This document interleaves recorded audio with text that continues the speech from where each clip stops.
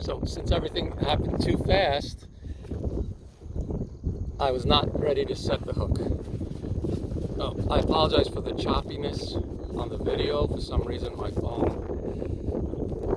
is, when it times out, it stops the video. I haven't had time to check and change the settings. Right now I'm putting on some gloves, and I'm only doing that because I've really mashed up my hands pretty bad in this fishing trip from all the hooks and everything. Good fishing line. You get a nice chunk of fresh mullet. If I can find it amongst all this.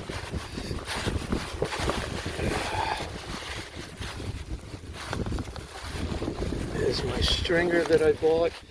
This time, instead of making my own stringer, I actually bought a cheapo stringer. I'm going to take the smallest of the two. I think that's it. I'm going to cut a nice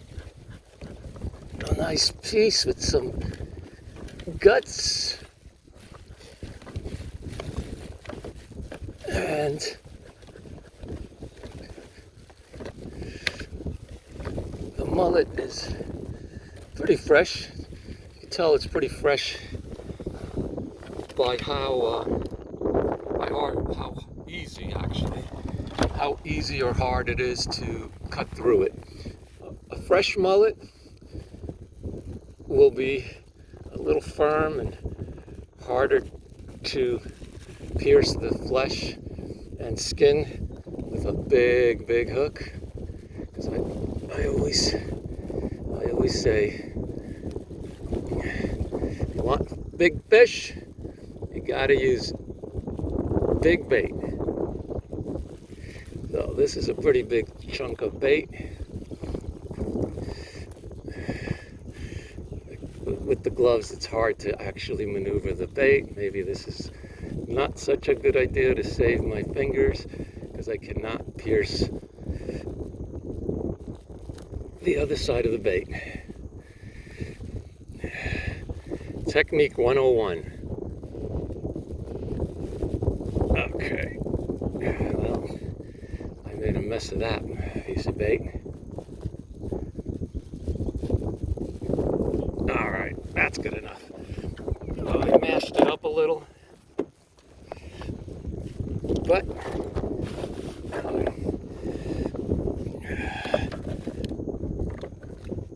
I have the bait.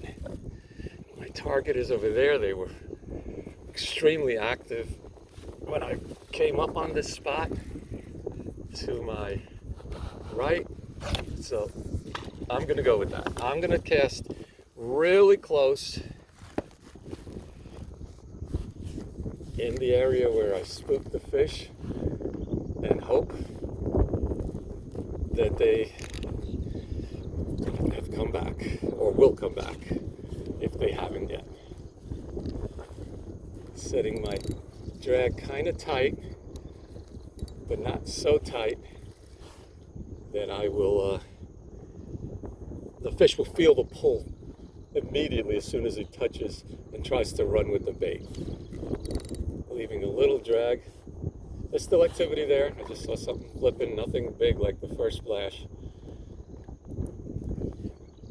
And this is actually almost the same exact spot I fished the other day when I first stopped. It seemed to have a lot of activity. I got a strike here, didn't catch it here, and moved across to the other side and had a strike and success on the other side. But the tide, oh, there we go, something. The tide is moving very similar fashion. So right now, I feel the bait being touched without it being taken or a strike. I suspect that is a crab. So I don't want the crab to eat my bait while it's still viable.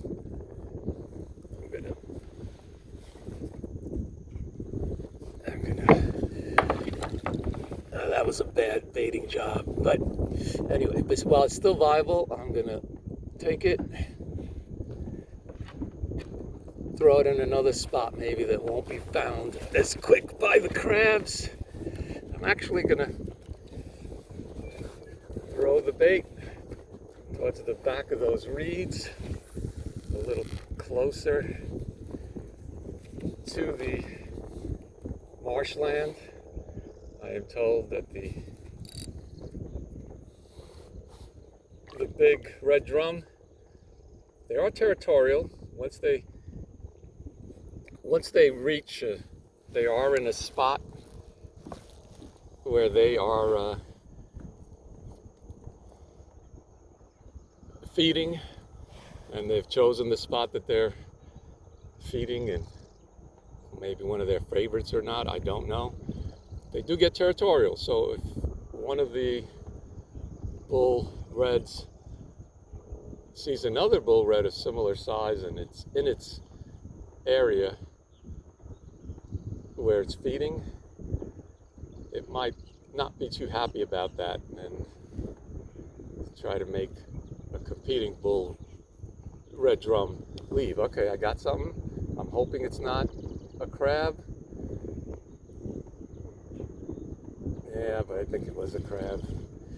I think the hardest thing, even when you're on fish around here, is there are a lot of crab. So if you leave your bait out too long to the crab, it will get mauled. They will eat it up, they will chop up, they will take everything, or as much as they can, that's edible, and leave the bones and carcass, and obviously that's not appealing to a fish. So once they've picked your bait, and if you let them pick your bait, you got to go for more bait. Very simply. Now while I'm waiting here, I have a little spot where I set the pole in the drain hole. Believe it or not, when you wedge the pole in the drain hole, it holds pretty well, because I want to cut some more pieces of bait to have them ready.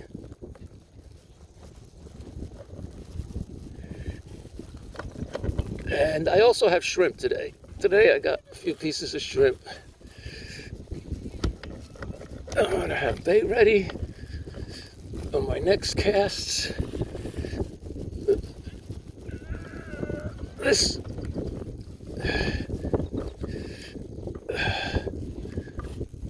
This mullet, this medium-sized mullet, I took 1, 2, 3.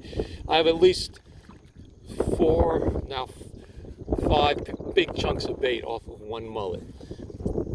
Now that I cut my bait, I get my pole out, get an idea if the crabs,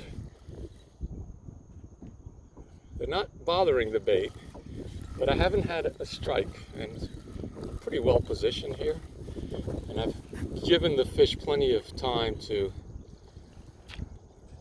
come back after I spook them. My bait is just too worn out already after the crabs got it, so I have to change it. Just while I'm changing the bait, trying to plan where, oh, and there's nothing wrong with feeding the fish. I'm trying to plan where I'm going to cast next. Do I stay here? Do I fish a little further to my right? Throwing my line against the tide as opposed to perpendicular to the tide like I did the first one. And by the way, I have a fish finder, so if I wanted to, I could just really let out some line, and that's what a fish finder is. You could lay out actually a heavier weight, you'd want than a 2 ounce, and then let the tide drift the bait on the fish finder in the direction that the tide. Oh, there is fish there. I just spooked some casting over there, if you noticed. Hopefully, I don't almost feel like I should take the other pole, I do have two, and bait it with some other hooks, slightly smaller for shrimp, and deploy shrimp at the same time. But it gets very complicated when you have two lines, two poles in the water. I mean, it's complicated enough on a dock or on the shore or whatever with bait or not bait. It's a lot more complicated on a kayak because you have so much more to consider. So despite my impatience and wondering if shrimp would yield a strike rather than the mullet, I'm going to be patient, let the mullet, and I'm going to let out some line and see if the tide will take my mullet with the fish finder. Sometimes the reason why that's so good is because fish, if there was a chunk of mullet in this waterway, just loose, it would not be sitting stationary. Oh, there is activity here. There is. So since it would not be sitting stagnant in moving water, with the fish finder you could also mimic that it's, oh, just a free piece of bait, free food, just floating by. Look, there's nothing wrong with me. I'm not attached to anything, I'm floating. So that's what I'm trying to do now. I loosen my drag, let the fish finder with the weight sit in stationary, and I'm gently letting some line out, hoping that the bait is also moving with the tide. This is right in the area where they were, where I spooked them, and there was activity there. I'm feeling that the other side, I mean just across this marshland on the other side might be better, but I have no idea. None yet, because I've seen activity here. I actually haven't. Oh, what's going on here? Have I hugged the bottom or something?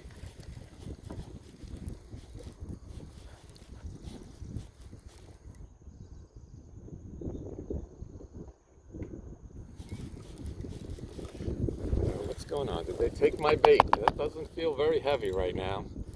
I lost most of my bait. Now how? I do not know. I did not get a strike. The only other thing it could be is a crab, and thus the dreaded crab. The funny thing is, I did not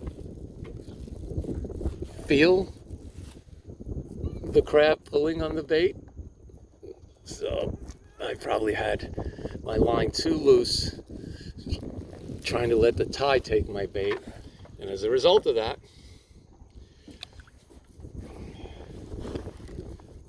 the crabs probably mauled my bait, and I had no idea. I'm going to throw out further just to see if the fish are also a little further from the reeds. Got to be patient. You know what? I am going to set this in the hole.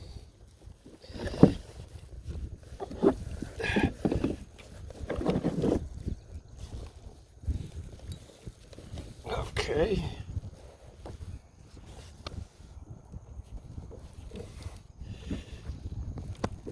And I am going to get the shrimp ready.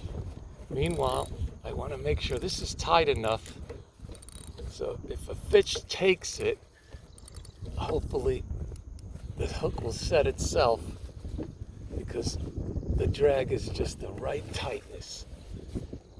And I don't lose a fish because of trying to put out shrimp. I don't want having to put out shrimp cause cause me to lose a fish, but I'm taking the risk. The line is perfect. I'm stationary with deploying the small anchor. The line is very taut and stable, and hopefully with the method I'm using,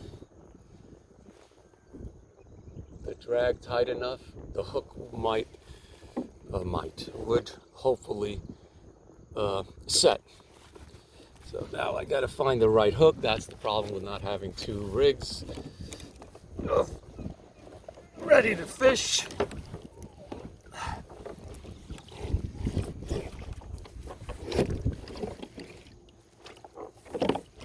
There's a lot of gear on the boat, on the kayak.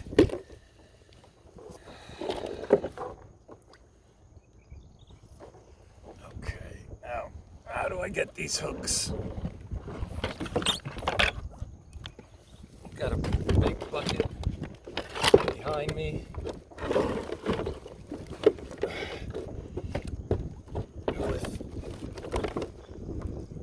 Oh, there we go.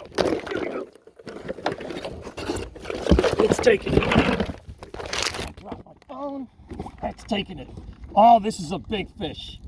Oh, this is a big fish. This is a big fish.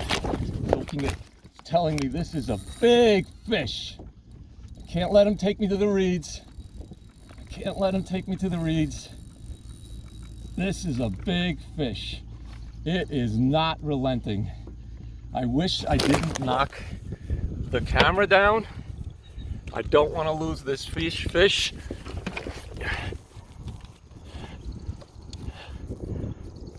I'm trying to set the camera back so we could see what's going on. Hopefully I don't do that again.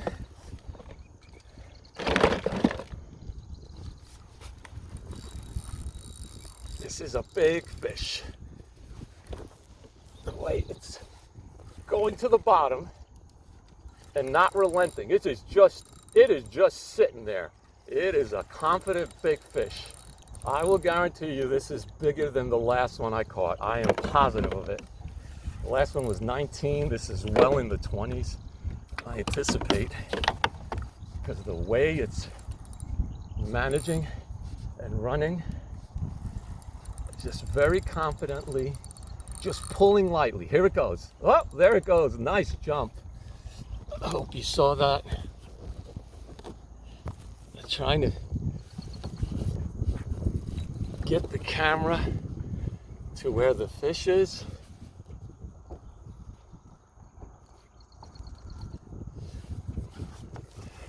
Okay, no more messing around. I don't want to lose this fish. I think you can see it now. See it right in front of me. Splashing. I don't want to leave it out too long. It's coming in. Let's see if I'm right. Oh yeah, this is a big one. Oh yeah. I'm going to bring it in my right side, hopefully. Measure it. Oh, I accidentally hooked my other fishing line, trying to go to the opposite side. Please do not. Okay, it's under my foot. It's under my foot.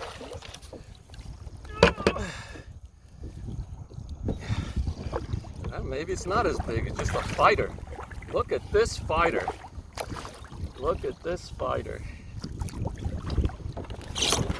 Oh, yeah! Woohoo! Look at this baby! You can't even see it, it's so big. Look at this sucker.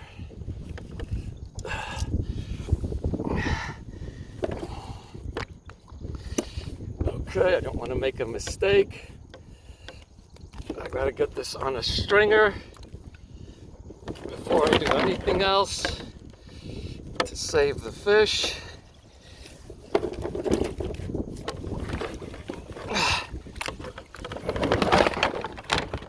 There is my stringer. Of course, I knocked it down. I have no idea, so I'm going to do my alternate stringer, which is this bungee cord, like I did yesterday. I just don't want the fish to die.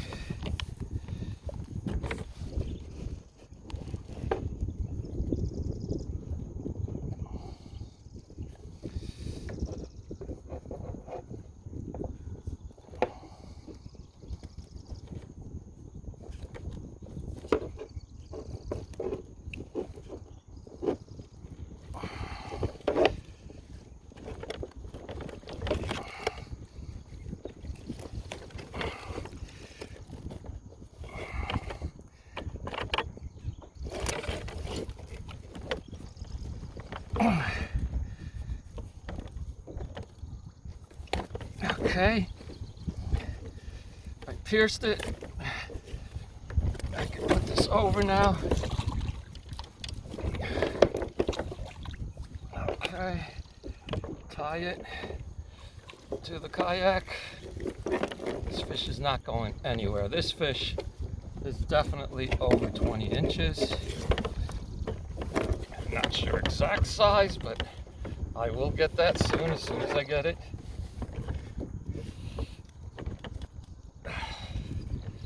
Tied on with my impromptu stringer. Okay, so here she is. There she is. Nice. This fish, I do have a tape measure just to make sure, but I am sure this fish is well over 20 inches and not over 26. This fish is exactly 23. That was pretty close on that. Well, definitely over 20. It's 23. I'm going to keep fishing, see if I catch a bigger one, leaving it alive on the stringer. And if I catch a bigger one, I would release this one and keep the bigger one. And then again, it's got to be below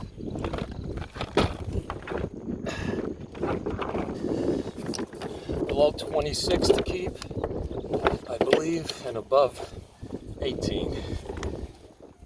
Well, this is getting close to the top end.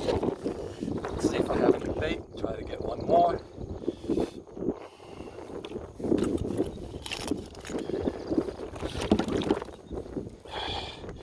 That was fun. That was a great strike. And considering all the commotion and trying to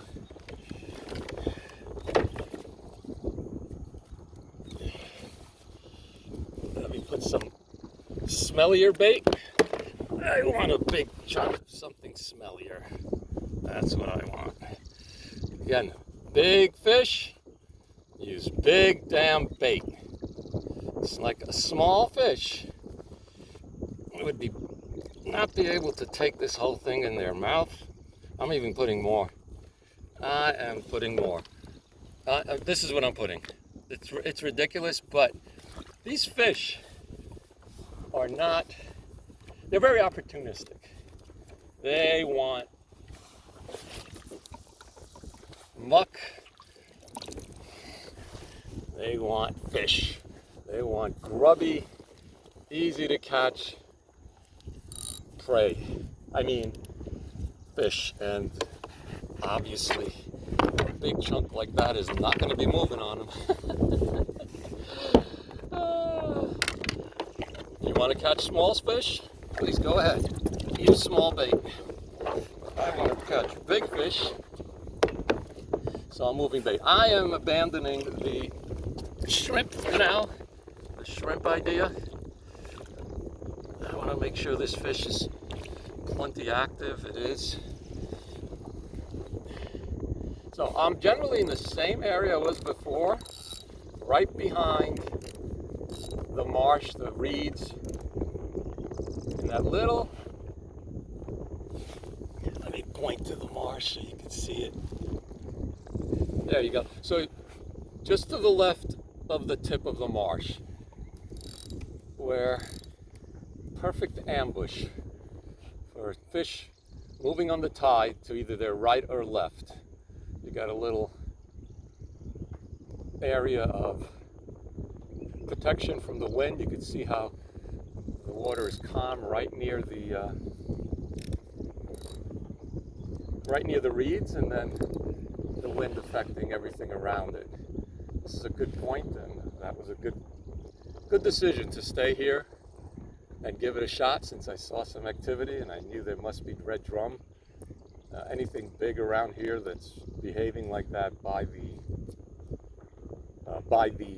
marshes on shallow water is most likely a red drum. You're not going to you're not going to have speckled trout behaving like that. Speckled trout are more mobile, especially the larger ones. They don't stick around just one place. They hunt. They're opportunistic too, but less so than red drum. Red drum are very opportunistic. Some people call them lazy fish. I don't know why. They're not lazy, they're just efficient. They have evolved and become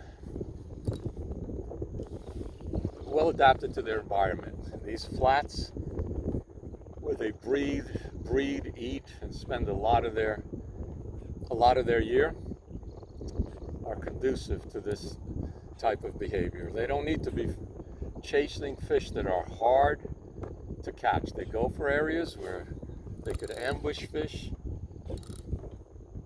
or they could even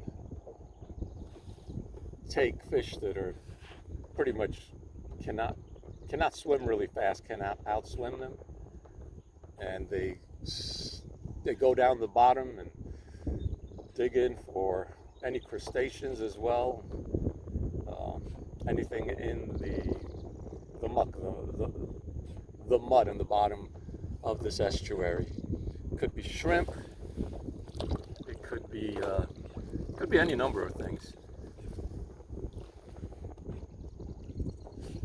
Shrimp, crab, crustaceans, anything that's on the bottom. It's not moving too fast, it's not too hard to get, or it's a nice piece of mullet just happens to be, for some reason, just hanging out there. That was exciting. So I put the bait very similar place to before, where I had the strike and the fish. Nothing yet, but that does not mean anything. Could be circling it, could be just haven't smelled the bait yet, and they will be using their main sense, which is the sense of smell. I don't know what's going on, but I feel like all of a sudden a little tightness in the line without a strike. That is odd, but I have seen very big fish do that. I have seen very big, confident fish, especially striped bass, where I used to catch big striped bass, take the bait and pretty much